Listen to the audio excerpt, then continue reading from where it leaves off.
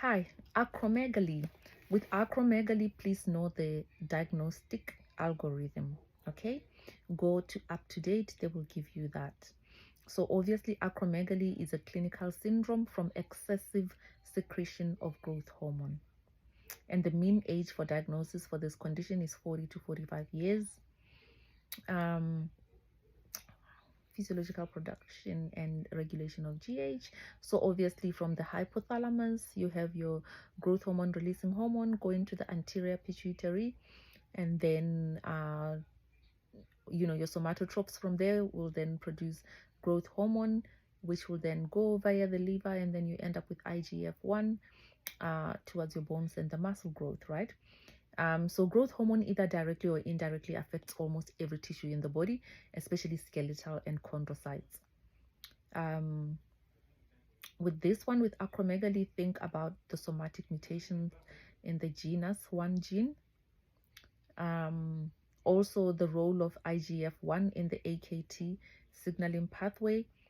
Just know that IGF-1 receptor induced signaling is it's there to prevent apoptosis. So AKT is important in because it activates and upregulates metabolism, cell growth, proliferation, and apoptosis. So that's why IGF-1 kind of fits in. Metabolic complications associated with acromegaly, insulin resistance, diabetic mellitus. Apparently, there's also increased incidence of colorectal cancer because of colonic polyps with this condition. Also cranial nerve palsies, carpal tunnel syndrome, sleep apnea, cardiomyopathy, heart failure, dyslipidemia, thyroid goiter. Again, it's growth hormone, so think excess growth hormone, what it could do. Discuss the optic pathways and chiasm and defects that lead to bitemporal hemianopsia. So this is basically tunnel vision, this bitemporal hemianopsia.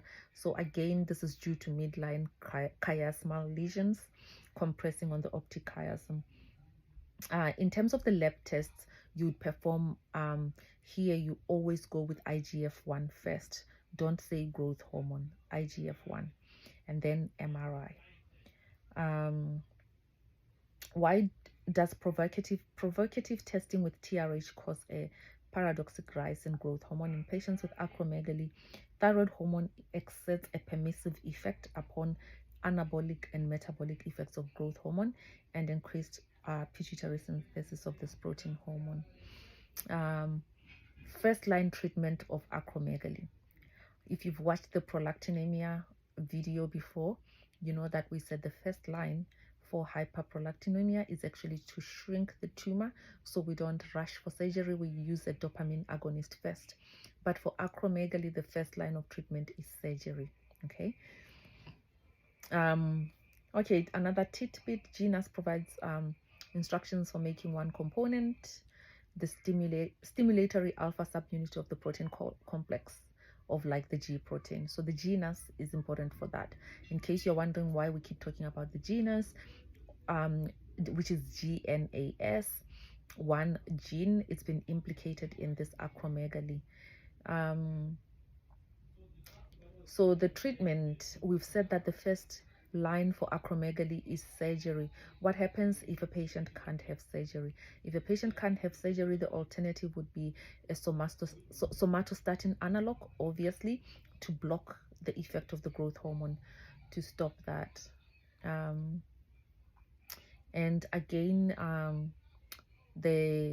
if we had a pituitary tumor here, again, visual loss. Why? Because of impingement on the optic chiasm, and again, it's the bitemporal hemianopsia. Yeah, cheers. That was a short one, acromegaly.